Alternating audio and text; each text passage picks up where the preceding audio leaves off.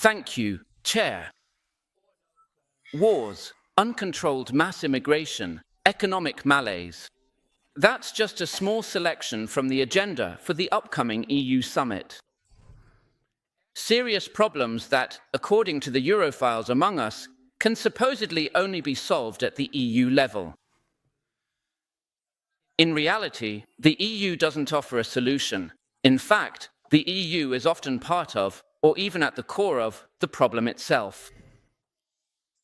To the extent that crisis situations haven't been created or caused by the EU itself, they've been made worse by it, or at the very least, they painfully reveal that the EU contributes nothing to a solution.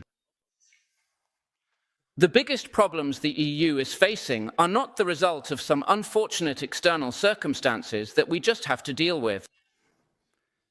They are the result of the undemocratic nature of the EU itself, which allows policies to be created that are not in the public interest. The EU was never designed to help member states at all. The EU was designed to get a grip on the member states. The ultimate goal was never cooperation, but always integration. Ever-deepening integration that should lead to a centrally controlled federal state in which national parliaments have less and less to say. So not just undemocratic, but even anti-democratic. The systematic undermining of the Netherlands as a sovereign state, and the same goes for the other member states, is demonstrably not the result of design flaws, but of deliberate policy.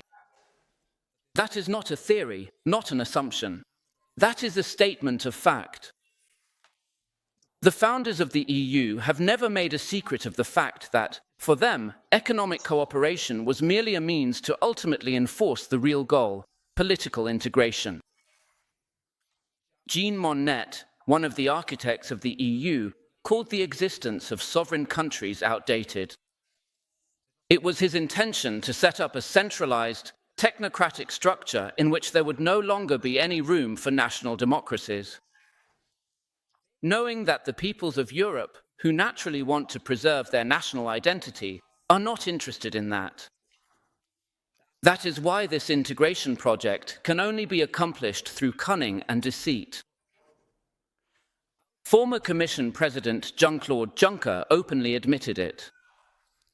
December 1999 in Der Spiegel, and he said, I quote, "We decide on something, wait to see what happens, and if there is no protest because most people do not even understand what has been decided, then we take the next step. And we keep going until there is no way back." End of quote. Chairman, that is not cooperation. That is a deliberate strategy to mislead peoples and rob them of their sovereignty before they even realize it.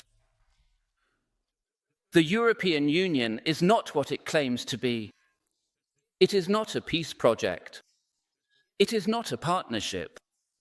It is not a democratic entity.